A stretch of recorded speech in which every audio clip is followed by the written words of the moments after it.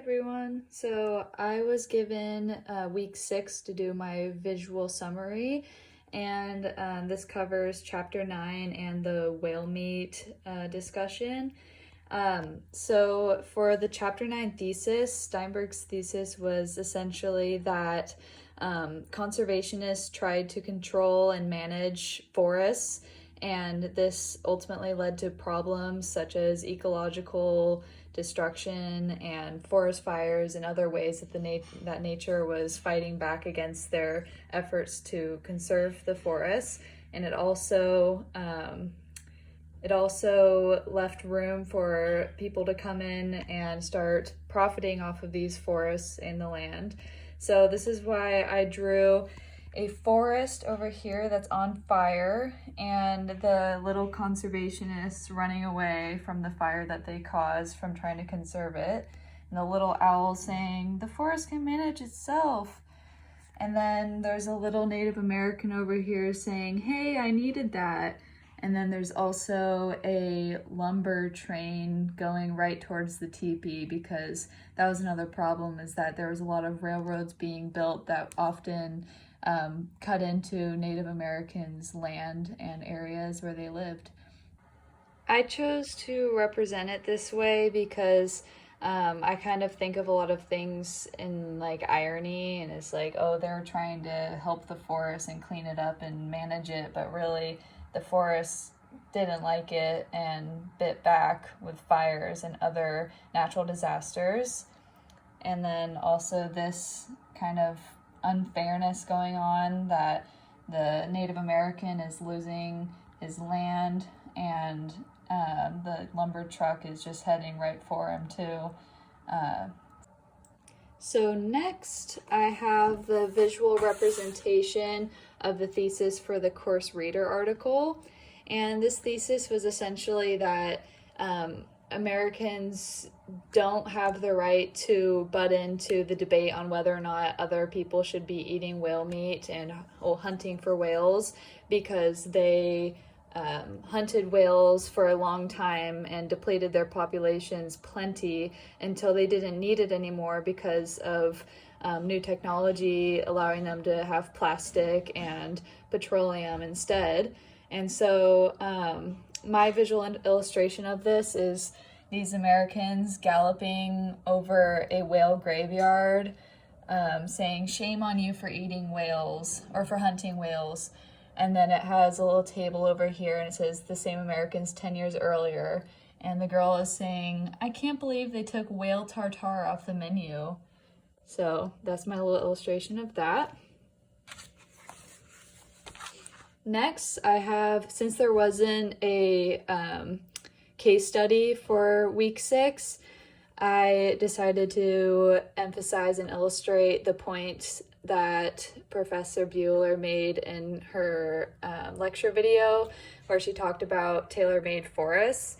And she said, well, she put on the slide in the video that, quote, "Taylorism controlled workers, conservation controlled nature, and both relied on the principles of scientific management to do so."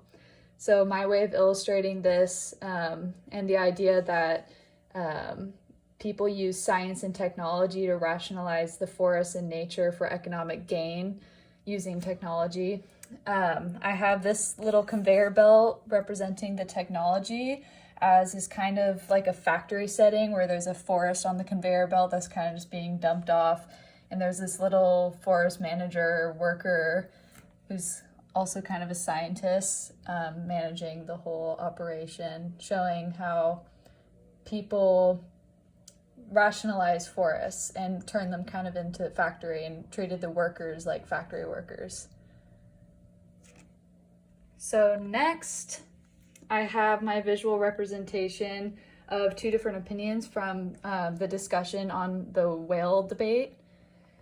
These are actually switched. I'm going to point that out first. This is supposed to be no, and this is supposed to be yes. So yes, Americans do have the right to butt in on the debate, and no, Americans do not have the right to butt in on the debate. So the yes side, I drew, once again, these are stickers that I colored, but I showed the ocean and a mermaid saying, "They're fragile, don't harm them." So it's kind of like if you took all the whales out of the population, out of the ecosystem, that all these other sea life creatures would be harmed. And the mermaid is saying that they're fragile, so don't harm the whales. That Americans should tell other countries that they can't hunt for whales. And on the other side, we have the other answer to the debate, no, that Americans should not butt in the debate about other countries hunting for whales. So I have kind of like an ironic situation to demonstrate this.